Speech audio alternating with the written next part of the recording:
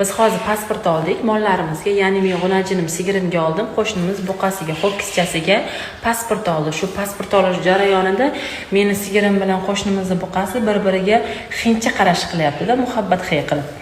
Keyin qo'shnimizga qaradimda, shu quda bo'lamiz shekilli deb qo'ysam, ha mayli deb qo'ydi. Endi yaxshi qismi mahalladan ortmaydi degan gap bor, shunga mahalladan ortmaydi sigirim.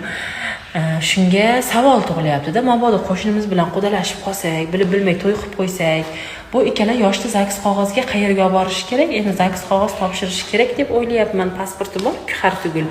Mabodo erta ko'payishib qoladigan bo'lsa, roddomga olib borsam, zags qog'oz so'rab qolsa, erta metrga berishda muammo bo'lmaydimi? Mabodo shunaqa narsaga ish tushganlar bo'lsa, yo'l yo'riqni biladiganlar bo'lsa, shunday yozib olsin. Men bilmayapman, nima qilishdi? Zags qog'ozga topshiraymi, topshirmayman?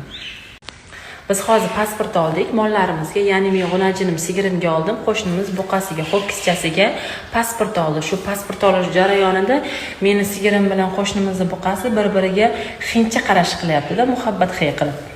Keyin qo'shnimizga qaradimda, shu quda bo'lamiz shekilli deb qo'ysam, ha mayli deb qo'ydi. Endi yaxshi qismi mahalladan ortmaydi degan gap bor, shunga mahalladan ortmaydi sigirim.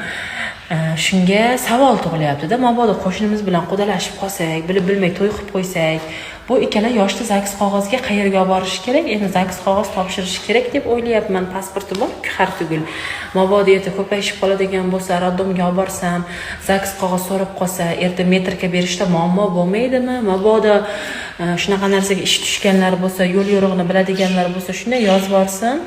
Men bilmayapman, nima qilishdi? Zags qog'ozga topshiraymi, topshirmayman?